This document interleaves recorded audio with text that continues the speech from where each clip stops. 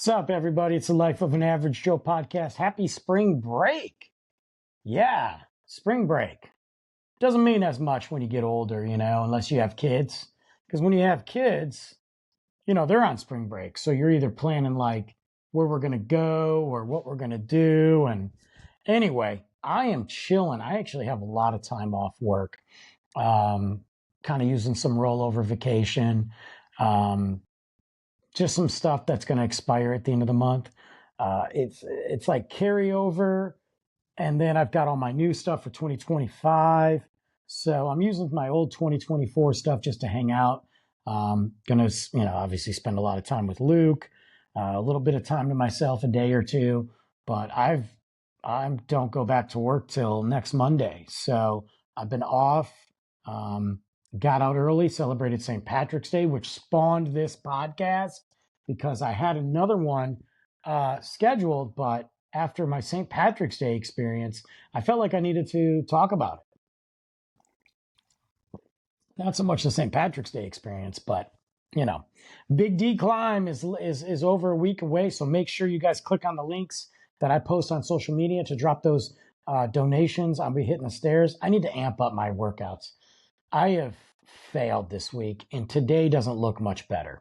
I'm going to get a little one in. I'm actually, after I record this, I'm going to go out. But, Monday, St. Patrick's Day, I don't go out for St. Patrick's Day. I love St. Patrick's Day, but I don't do it. My big tradition is that Luke and I get a Shamrock Shake. I typically don't even drink on St. Patrick's Day. We did get a Shamrock Shake. He was at his mom's. His mom had some time off, so she was hanging out with him for a few days, and I got him for the duration of the spring break trip or spring break. Yeah, it's fun. It worked out because he's going to have a really good spring break. But I took my lunch from work, and I went and I got a Shamrock Shakes, and I went over to his mom's house and hung out and had Shamrock Shake with my boy. He was in a good mood. I was really happy to see him because it was going to be a few days. So being able to do that, you get that little fill in the tank, in the gas tank, for both of us. That being said, I thought about, there's an Irish pub on the way home. I say pub very loosely. Okay. It's an American Irish pub. Started by an English guy, to be honest, but that's a whole different story. And it's down the street and it's close enough when I do my runs and my workouts, like my run, my walk, whatever, I can walk to it. I haven't been in years, but I was like, man, it would be really cool to go have a pint of Guinness on St. Patrick's Day. Instead of going home and saying I'm going to drink a Guinness and not, or saying I'm going to drink something and not, and doing the same routine again, I was like, I'm just going to go. Even if I go by myself, I'm just going to go have a shot of JMO. I like Tullamore Dew, but I was like, I'll do a shot of JMO, take me back, and then I'll do a pint of Guinness. I don't care how crowded it is, and I'll leave. Not going to get any food, nothing. Well, then I started reaching out to some friends. Oh, I'll meet you up there. Okay. So I left work early. Got on the way home. If I drank a little too much, I could park the car, walk. No big deal. Well, obviously I drank too much. You don't send me in to St. Patrick's Day with no kid responsibilities, a late start to work, about to have like 5 days off, and tell me to calm down. So a pint of Guinness turned into God knows how many. And a shot of Jameson turned into God knows how many. And I went on an adventure. I was the freaking Hobbit. I got home. Didn't feel great. Because I really hadn't eaten much that day. And I, worked. I had a Shamrock Shake and oatmeal. So I got a little sick. 2 seconds though. No big deal. Done. Took a shower. Went to the bathroom, took a shower, and I was like, God, I'm hungry. And I wasn't going grocery shopping until Wednesday or Tuesday. So I really didn't have much to make. And I don't know what happens when you get, maybe it's not everybody, but I know it is. When you get into that rage, or not even rage, when you get into that, like, I'm kind of drunk, no responsibilities, it's like you turn into an idiot. It's like the Incredible Hulk, but instead of getting strong, you get dumb. Oh, my light. I got a new light, and I haven't turned it on yet. I'm not going to stop this podcast and do it. It's cool, too. Yeah, I'm excited. But anyway, so I'm done. So I decide I'm not driving to go get food. I'm just going to walk. Well, the closest thing is like Taco Bueno, which is like diarrhea, and McDonald's, which is diarrhea 2.0, but, you know, palatable at times. Plus, they have an amazing Coke, you know, their draft Coke, their fountain Coke is one of the best in the world, especially when you're hungover or drinking. So I walked. I put my hoodie on, put my shorts on. I walked. Now, here's where things get weird. And this is not the entire episode. I just have to tell you the story. I go to McDonald's. I order the wrong thing. I do my Apple Pay. I walk home. Made a couple phone calls. I get home. Take my shoes off. Turn on a movie. I eat my food. Stayed up for about an hour, give or take. Went to bed. Woke up the next morning. Did a little slight workout. Nothing fantastic. Felt rough. Had to go to work. I had to work at another store today. My OG store. And I'm looking for my wallet and I can't find it. And I'm like, I must have left it in my pants when I changed. I get home, check my pants, check the laundry. It's not there. Check the bathroom. It's not there. Check under the couches. It's not there. Check my car, because it's not a big wallet. It is a like thin credit card, like just your cards. It's got my insurance in there, my credit cards, my debit card, you know, and my license. So it could have got wedged between the seats. I've stripped it multiple times. It's not there. Check my backpack. I'm like, where? Like, I put some clothes away for Luke, so I check his bedroom.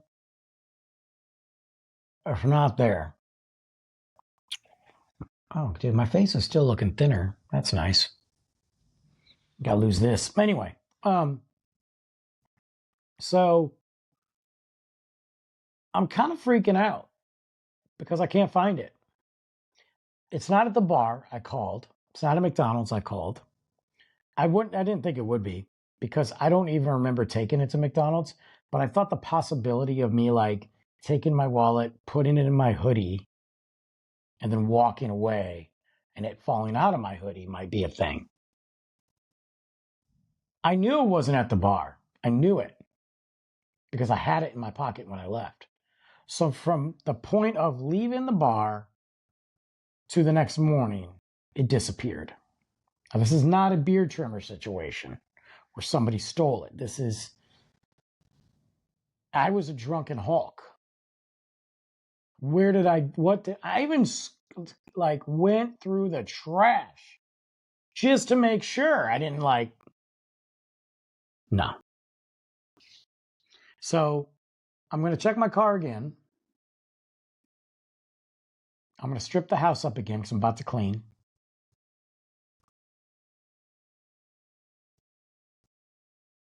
I don't know where it is. I'm more upset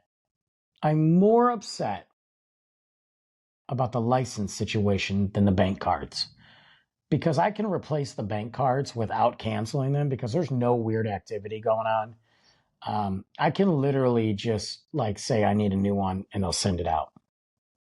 But the license is a situation because my 46-year-old butt did not change my address. So when I go to sign in online to get a new one, they're like, oh, our records don't match. Which means I got to go. And Texas is stupid And they're like, you got to make an appointment. And I'm like, your appointments aren't till July. No, I'm just going to show up bright and early, make an appointment. Shut up. We pay too much money to have this antiquated garbage system with the Texas driving DPS or whatever they're called. Like, give me a break. July? It's freaking March, bro. This is why I don't go to bars. I don't know what happened. It's like you don't go so much, and then you're like, yeah, you're JoJo the Indian Circus boy. I'm so excited. Must go to the bar and lose my mind. Anyway, but I'm at the bar with my buddies, and I'm watching, and it's, as a former bartender, bar manager, club manager, GM, I spent my life in the service industry up until, several years ago when I retired. As I look at it, I judge. I can't help it. Because you get to a certain point where you just know the business and you know the crazy insanity of it. And you especially know the crazy and insanity of a St. Patrick's Day. Even if it's on a Monday, people were, dude, this place was packed. It's definitely the busiest they've probably been all year. You prepare for that. It comes every year. So as I sit there and I'm watching these people completely not handling it, there is only so much you can do. There is only so much you can do when that crowd of people arrives. I don't care how many bodies you have behind the bar, on the floor. Like, there's only so fat. You can only make so much food. You can only clear people out. Like, I get it. Okay, I get it. But I'm watching the bartenders that they have, and this bar's like split. It's like one side over here, a side right here, and a side right there. You got a couple wells. I'm not seeing anybody on the well, okay? And for those of you that are lame in layman's terms or have zero bar terminology or experience, the well is where all the drinks come in for the servers. Servers got tables, they're punching in their drinks, the tickets are going, you're making the drinks, boom, boom, and the servers grab them. You might grab a customer here and there, but you are dedicated on the well. You are in the trenches. You are sweating. It sucks, okay? I'm not seeing anybody dedicated to the well. I'm seeing people bounce and just grab a ticket as if it's a casual Thursday. And I'm watching the bartenders. And I get it. Sometimes when you're behind the bar, you do get tunnel vision. I get it. You got your bar tops and you're banging out drinks for people in line. You might walk by somebody. It sucks, but you can't be working with your head down, making drinks. You gotta be like scanning. I got you. Acknowledgement on these days, on St. Patrick's Day, on New Year's, on big days like this are key. So as you're acknowledging that customer, I'll be right with you, man.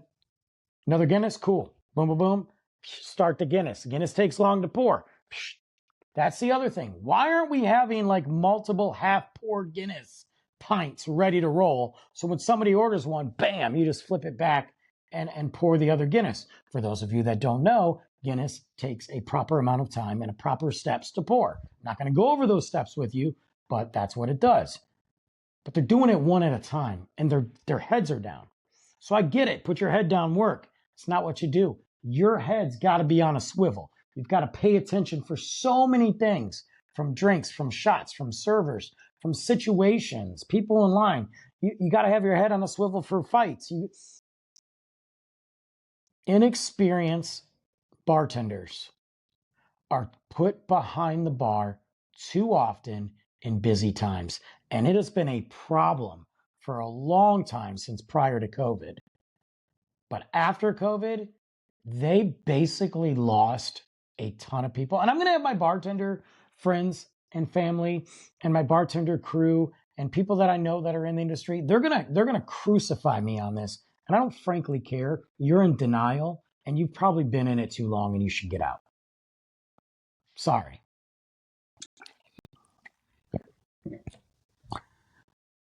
They put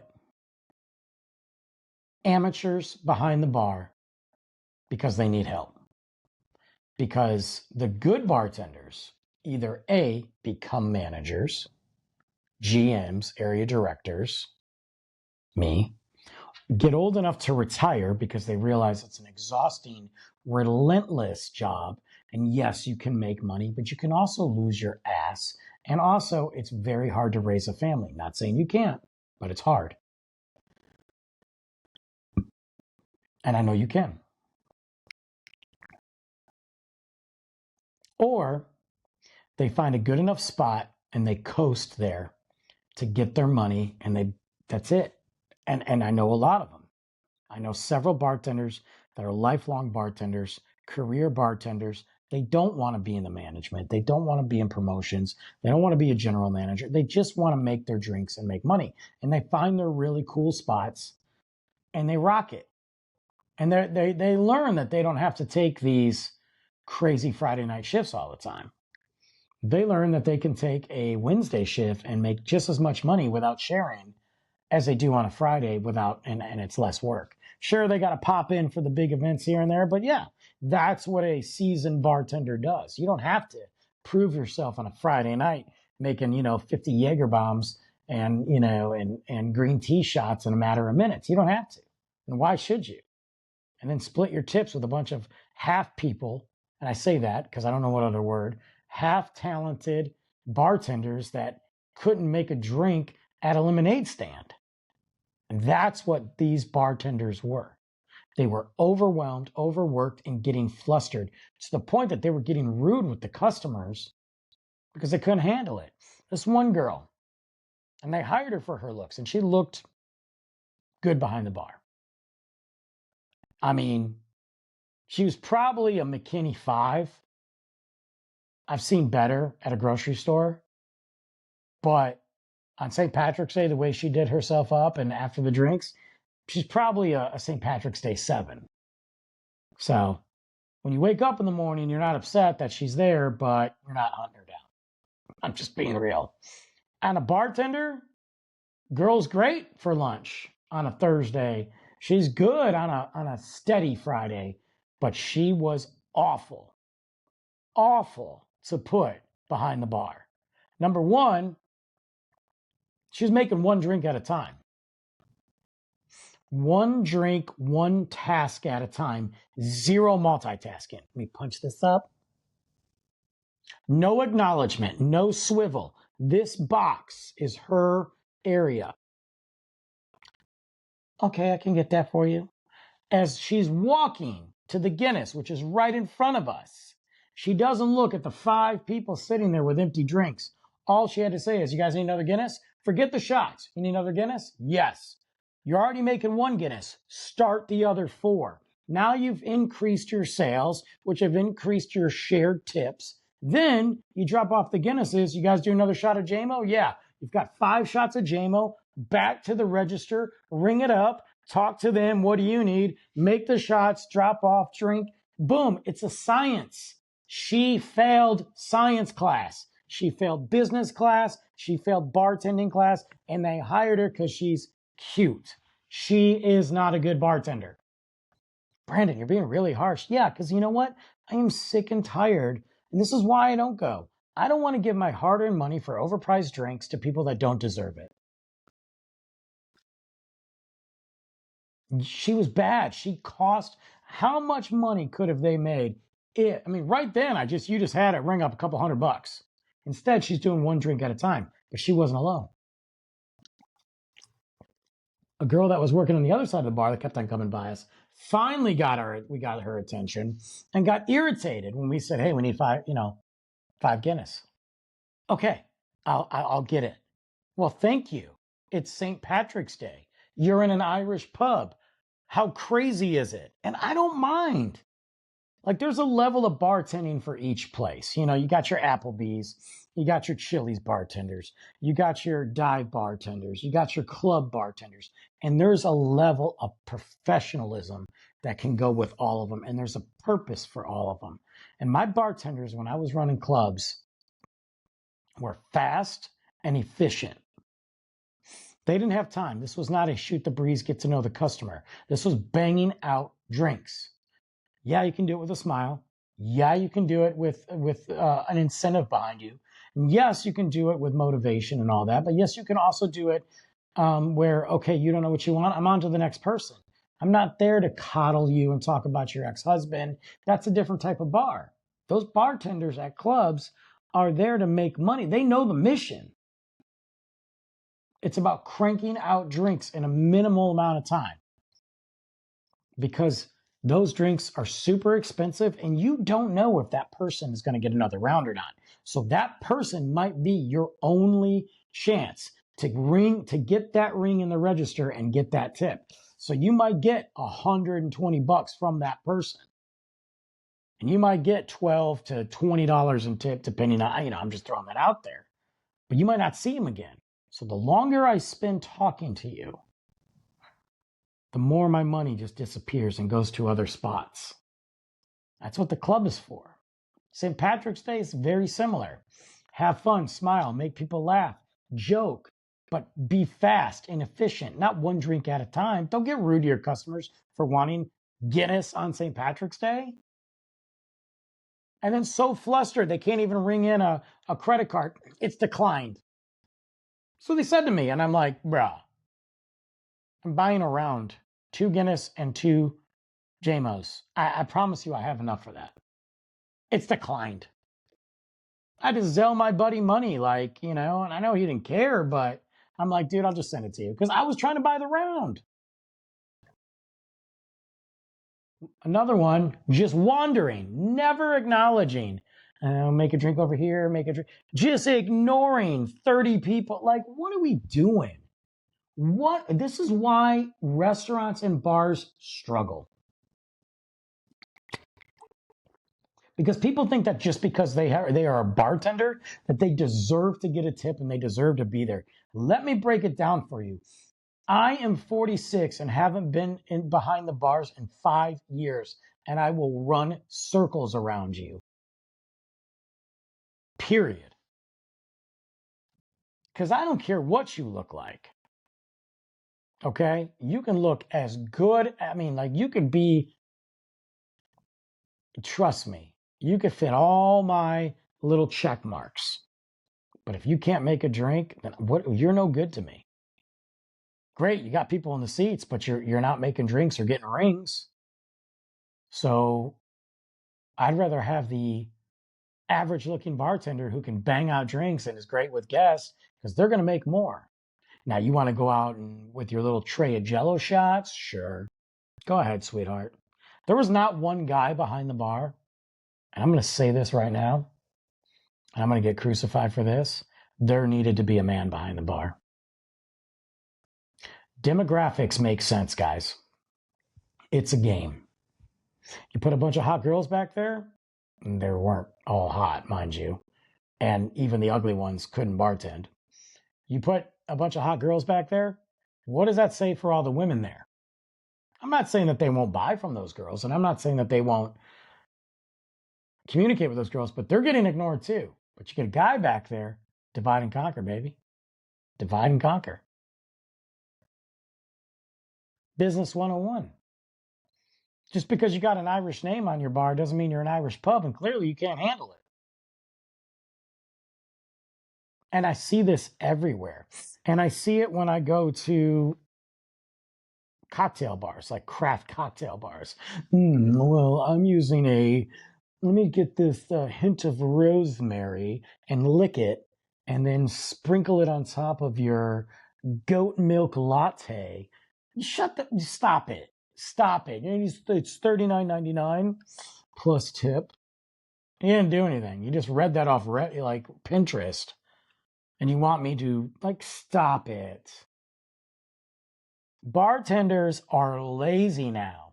And I'm not saying there's not good ones, and they're usually the older ones. They're usually the retired ones. They're usually the ones that are off the main bars. And I believe that to be true because I see the bartenders that I still know in the area. It's not just about making drinks. But when it's time to make drinks, make some drinks. And the fact that most of the bartenders out there can't get bar 101 It's crazy to me. No wonder bars are failing.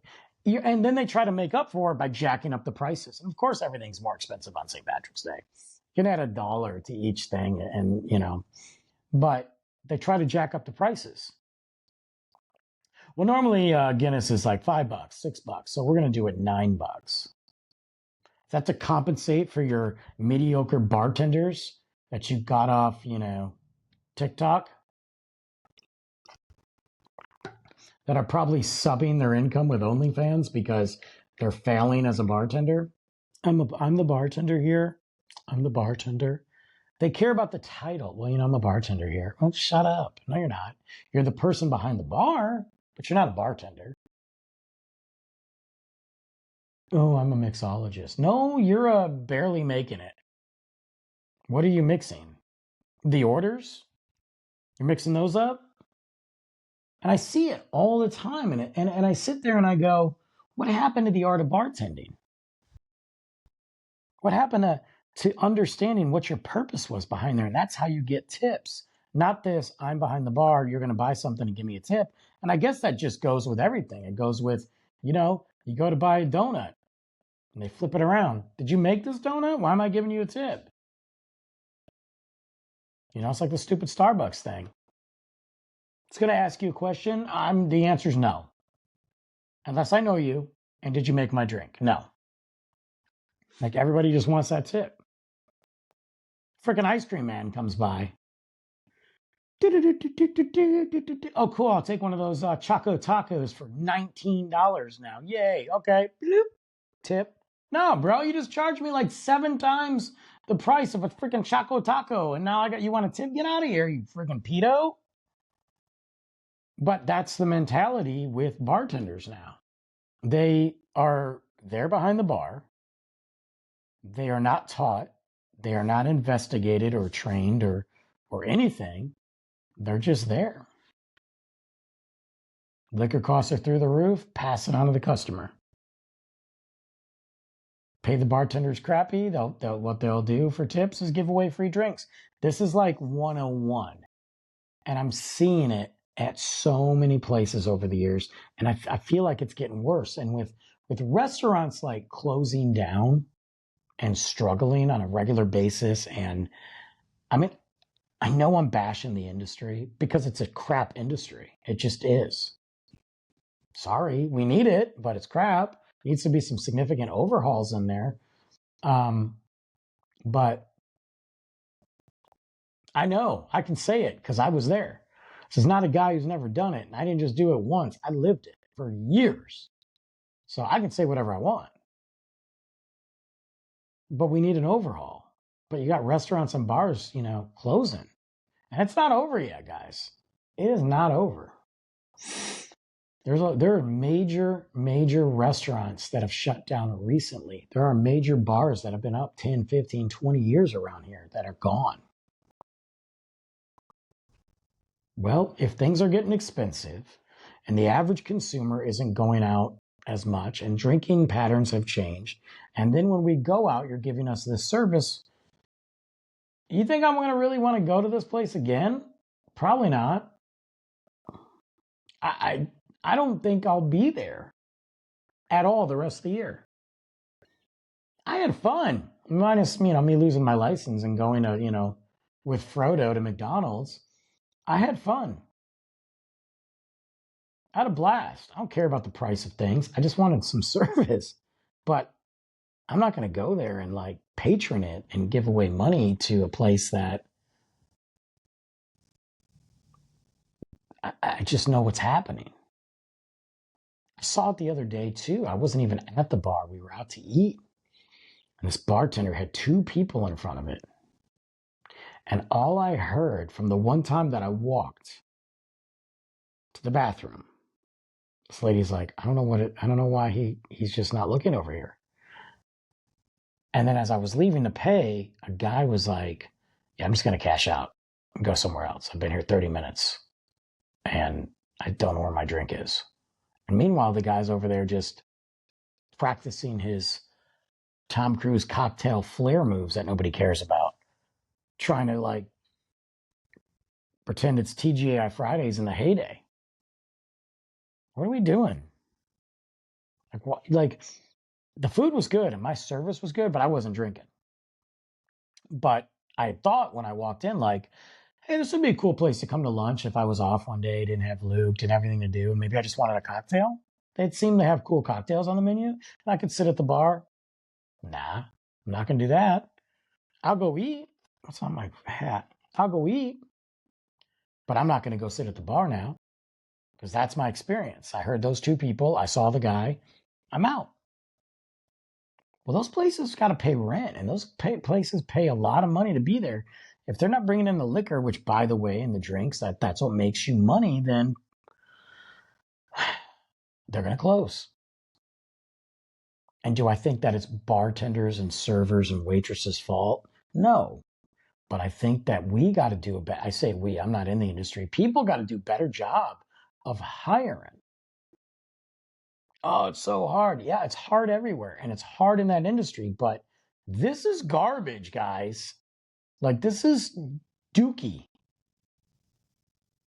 You're not charging somebody like a $7 Guinness, an $8 Guinness, or a $12, $13 Moscow Mule, and it takes them 30, 40 minutes to get it.